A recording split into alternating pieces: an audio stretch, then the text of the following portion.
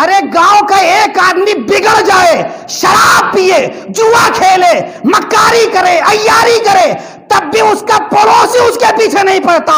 खुदा ना खास्ता अगर किसी आलिम के अंदर हराम नाजायज तो छोड़ दीजिए, सुन्नत की अदायगी कहीं इत्तेफाक से छूट जाए तो पूरा गांव इलाका उसके पीछे पड़ जाता है। अल्लाह ताला ने फरमाया, वमा खलक़तुल जिन्ना वल इंसा इल्ला लियअबुदून, मैंने जिन्नातों और इंसानों को अपनी इबादत के लिए पैदा फरमाया।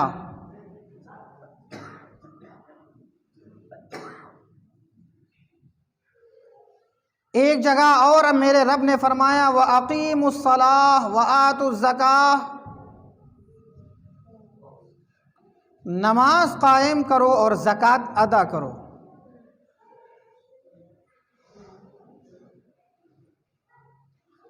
मेरे रब ने नमाज का एक फ़ायदा बयान फरमाया और इरशाद फरमाया,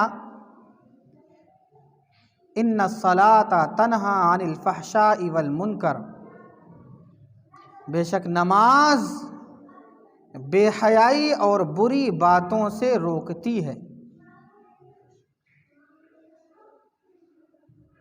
आज का जो इंसान है, आज की जो जनरेशन है, अगर आप नमाज के लिए उनसे कहिए तो सीधा साधा जवाब,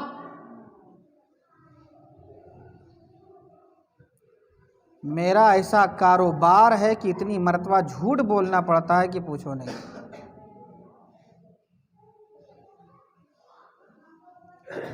आप तो जानते ही हैं कि बाजार में मेरा बिजनेस है, मगर उस बिजनेस में मुझे 24 घंटा खाली झूठ और मक्कारी ही का सहारा लेना पड़ता है। अब ऐसे वक्त में हम नमाज क्या पढ़ें?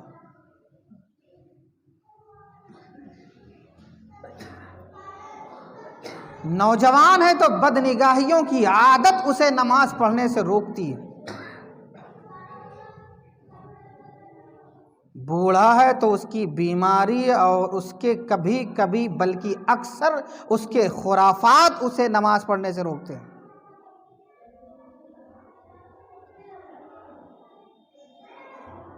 पूरे इलाके, पूरे गांव की पंचायत लेके ऐसा बैठा रहता है कि नमाज से दूर हो जाता और बोलता मैं फुर्सत ही नहीं नमाज पढ़ने की।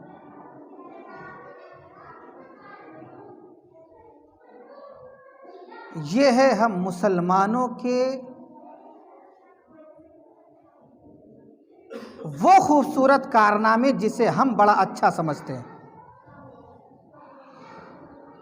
मगर शरीयत इसे खूबसूरत नहीं समझती।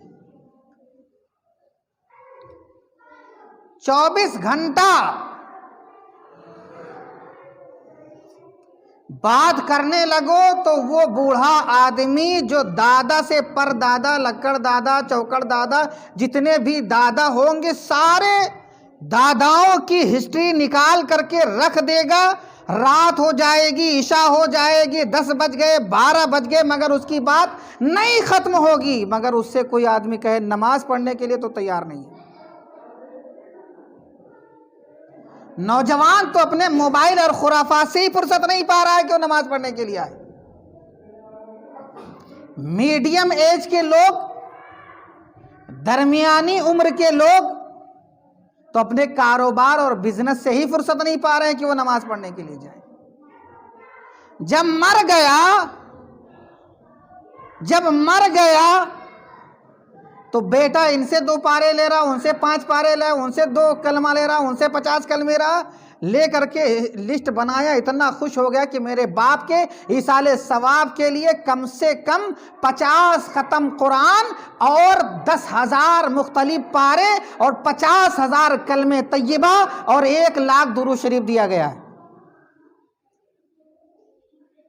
यहाँ एक बात आ गई, मैं आपसे पूछना चाहता हूँ मेरे भाई, ये जिसने 1 लाख कलमे तय्यबा और दुरूद शरीफ दिया है, पढ़ा किसने? कभी आपने इस पे गौर किया? सबने लिया ही है, पढ़ा किसी ने नहीं है। एक पारा पढ़ने के लिए कम से कम आधा घंटा चाहिए। पूरा कुरान पढ़ने के लिए कम से कम 15-20 घंटा चाहिए। लिहाजा अगर आदमी पढ़ने बैठे तो 1 महीने में एक कुरान पूरा कर सकता है, जब पढ़ेगा तब। या जितने नमाजी बैठे हुए हैं, जितने नमाजी बैठे हुए हैं, मैं आपसे पूछना चाहता हूं, आप में से कितने हैं जो पारा पढ़ते हैं रोजाना? कितने हैं जो पारा पढ़ते हैं?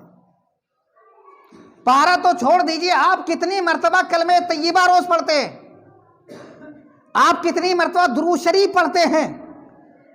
500 का मजमा हो, अगर कोई जलसा हो वहां 500 लोग बैठे हों, अगर कोई बड़ी मस्जिद हो वहां 500 लोग बैठे हों, उसमें से अगर आप पूछने लगिए कि आप कितना पढ़ते हैं दिन में, कलमे तय्यबा पढ़ते हैं, दुरूद शरीफ पढ़ते हैं, या कुरान करीम की आयत पढ़ते हैं, क्या पढ़ते हैं, कितना पढ़ते हैं, तो शायद उन 500 और 1000 में से 1 या 2 तैयार हो जाए कि मैं रोजाना आधा पारा पढ़ता हूं। मगर जब किसी गांव में इंतकाल हो जाए तो इतनी बड़ी लिस्ट तैयार हो जाती है कि हैरत होती है कि इतना आया कहां से।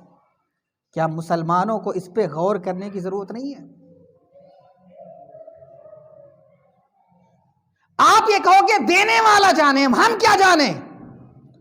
तो मैं आपसे पूछना चाहता हूं कि अगर मैं आपको नकली नोट दे दूं तो आप मुझे फौरन वापस कर दोगे, ये नहीं कहोगे देने वाला जाने, आप फौरन मुझे वो वापस कर देते हो।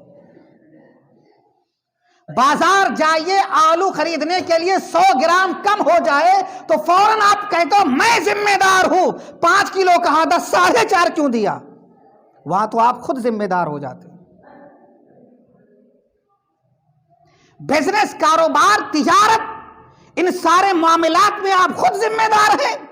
दीन के मामले में दूसरा जिम्मेदार है, शरीयत के मामले में दूसरा जिम्मेदार है। मैं बस इतना कहना चाहता हूं, आखिरी जुमला, नतीजा इस मफहूम का ये कि ये लेना देना छोड़ दो। 2 बार कलमे ये तय्यबा पढ़ सको, 2 मरतबा पढ़ो, वही अपने बाप को इसाले सवाब कर दो। 2 पारा पढ़ सकते हो ना, 2 पारा पढ़ के इसाले सवाब कर दो। हो सके तो अपने घर में बच्चों को बुलाओ, अपने महल्ले की औरतों को, अपने महल्ले के मर्दों को, अपने गांव इलाके के पढ़ने वाले बच्चों को बुलाओ, अपने घर में जितना पढ़ सको उतने ही बख्श दो। अल्लाह ताला चाहेगा तो उतने ही में मग़फ़िरत हो जाएगी। अजीब हाल है। कोई दिन ऐसा नहीं गुजरता कि किसी मुसलमान का फोन आ जाता, मेरे चाचा के दोस्त का इंतकाल हो गया। चाचा का भी इंतकाल नहीं हुआ, चाचा के दोस्त का इंतकाल हुआ। कोई कहता मेरी बहन फला जगह रहती है बंबई में, उसके ससुर का इंतकाल हो गया, बहन का नहीं ससुर का इंतकाल हो गया है। अरे हम कितना पढ़े रखे हुए हैं जो आपको देते चले जाए। कोई खजाना है हमारे पास, और ना दो तो कहेंगे मौलाना साहब पढ़ रहे ही नहीं है। मैं ईमानदारी वो बोल रहा हूं, ईमानदारी से समझो इसे आप। अब पढ़े होंगे तो काहे आपको देंगे, क्या फालतू है हमारे पास? 1 महीना पढ़ते तब जाके एक कुरान पूरा होता है, तो हमारे बाप बाप नहीं, हमारे रिश्तेदार नहीं है, या हम कुछ नहीं सवाब हासिल करना चाहे, तुमको क्या दे देंगे?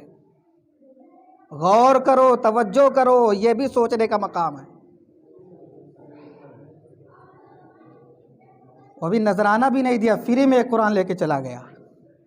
तो काहे हम फालतू हैं कि पागल तुमको लग रहे हैं? तुमसे कहा पढ़ने के लिए, जिंदगी गुजार दी, एक पारा नहीं पढ़े। तुमसे कहा तो अपने बच्चों को पढ़ा दो, कॉन्वेंट भेजते हो, स्कूल भेजते हो, कॉलेज भेजते हो, अपने बच्चों को भी कुरान नहीं पढ़ाया। कहा अच्छा ठीक है कुरान ना पढ़ो, कम से कम नमाज पढ़ने के लिए आ जाओ, कुछ तो मिलेगा। पूरी जिंदगी हो गई, साल भर कहते कहते नमाज पढ़ने भी नहीं आया। कहा अच्छा ठीक है खुद नहीं पढ़ता, अपने बच्चों को रास्ते पर लगा दे, बच्चों को भी रास्ते पर नहीं लगाया।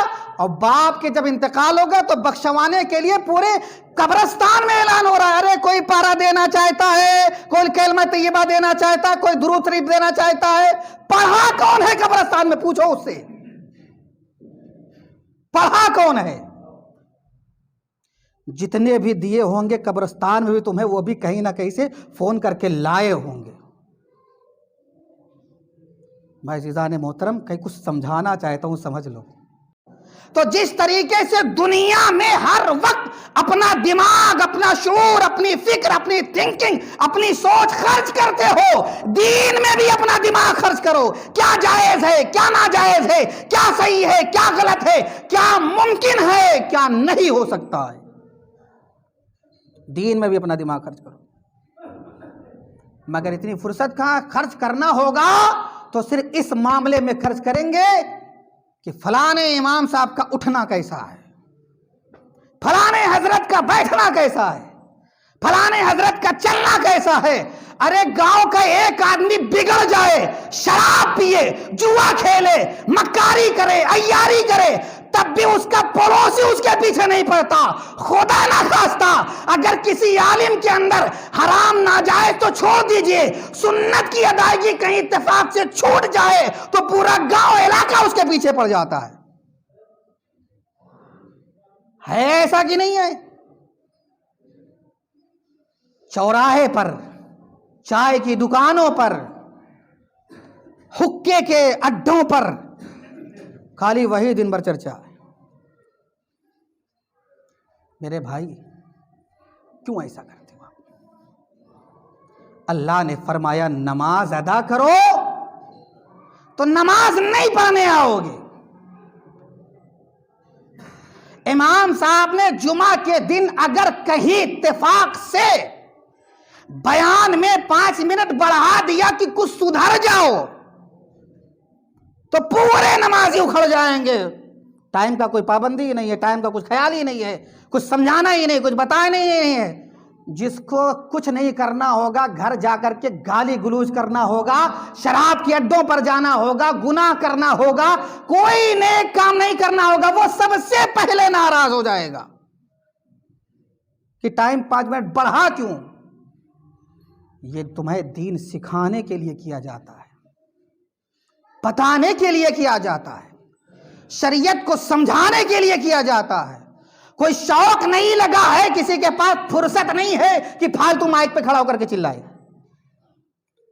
मैं आपको नहीं कह रहा हूं, न मैं आपको कह रहा हूं, मैं पूरी दुनिया को कह रहा हूं, क्योंकि पूरे हिंदुस्तान का यही हाल है, पूरे हिंदुस्तान का यही हाल है। जमात खड़ी होने का टाइम, अब 10-20 लोग आए हैं, अब कुछ दिखाई दे रहे हैं कि अब अगर कोई बात दीन की बात बताई जाए तो अब मैं बताऊं और ये लोग सुने। अब आए हैं, अब अगर मैं आपको कुछ दीन की बात सिखाना चाहूं तो जमात में सिर्फ 5 मिनट बाकी है, क्या समझाऊंगा मैं आपको। हैरत और ताज्जुब की बात, सबको पता है कि सुन्नत पढ़ने का टाइम दिया जाएगा, बार बार कहा भी जाता, मगर फिर भी नहीं मालूम। आएंगे तो तकरीर हो रही है, बयान हो रहा है, उसे नहीं सुनना है, नियत बांध के खड़े हो गए। अरे मेरे भाई, जब टाइम मालूम है, दिया जाता है, ऐलान भी हो गया, तब क्या जबरदस्ती पढ़ रहे हो? क्या आपने बिल्कुल अहद कर लिया कि मानना नहीं है, मानना नहीं है, मानना नहीं है? अहद कर लिया है। फजर में बताया जाता, आधे लोग उठ के भाग जाते। उसके बाद तुम्हारी ये, अब सुना, अपने गिरेबान में झांक करके देखो, अपने थोड़ी देर के लिए झांक लो और झांक करके देखो, इतना करने के बाद तुम्हारी जबान पे ये कैसे आता कि कोई आलिम दीन फैलाना नहीं चाहता है, कोई आलिम दीन फैलाना नहीं चाहता है। अरे आलिम दीन फैलाना चाहता है, तुम खुद दीन नहीं सीखना चाहते हो।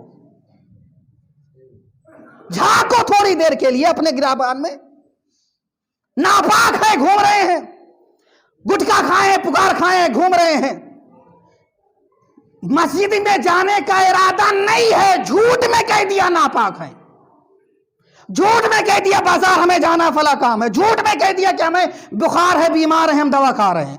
सिर्फ ना जाना पड़े मस्जिद में, सिर्फ ना जाना पड़े, फिर तुम्हारी जबान पे कैसे आया कि कोई हमें दीन सिखाना नहीं चाहता है। बात समझे आप? कोई तालिबे इल्म उस्ताद के पास जाए ही ना तो किसी माँ बाप को यह हक नहीं बनता कि कोई उस्ताद पढ़ाना नहीं चाहता, किसी को यह हक नहीं बनता कि यह कहे कि पढ़ाना नहीं चाहता। भेजो, वक्त खर्च हो, टाइम खर्च हो, मुसलसल जाए, फिर कोई ना पढ़ाए तो कौन ही पढ़ाता। ऐसे ही अपने टाइम खर्च करो मस्जिद में। नमाज़े फजर के बाद दर्स होता है तकरीबन 20 मिनट आधा घंटा, शिरकत करो। जब महीना भर शिरकत कर लो, उसके बाद कोई बात रह जाए तो कहो कि हाँ हमको ये नहीं बताया जाता। चौराहे पर बैठ करके नहीं कह सकते कि हमें ये बात नहीं बताई जाती। टाइम तो खर्च करो। अरे आप डॉक्टर बनना चाहते हैं तो किसी मेडिकल कॉलेज में जाके पढ़ाई करोगे कि वैसे डॉक्टर बन जाओगे? अगर आप मोटरसाइकिल के मैकेनिक बनना चाहते हैं तो किसी मिस्त्री के आपको टाइम देना पड़ेगा कि नहीं देना पड़ेगा? अब उसके यहाँ 2-4 महीने 6 महीने साल भर गुजार दो, ना सीख पाओ तो कह दो कि फलाने मिस्त्री साहब ने हमको सिखाया नहीं। मगर आप तो सीखने ही नहीं चाहते हो। ये मस्जिद क्या है? ये सीखने की जगह है, सीखने का मकाम है। हमारे उलमाए किराम ने जब देखा कि लोगों की तवज्जो ख़त्म हो रही है तो उन्होंने मस्जिदों में जुमा के बयान को तूल करना शुरू किया कि चलो इसी बहाने कुछ सीख लें। मगर लोग उस पर भी एतराज़ करने लगे। ये हुआ अच्छा चलो कभी कभार घरों में महफिलें होने लगे, चलो उसके ज़रिया कोई दीन सीख ले, हफ्ते 10 दिन में, महीने भर में, 6 महीने में एक बार।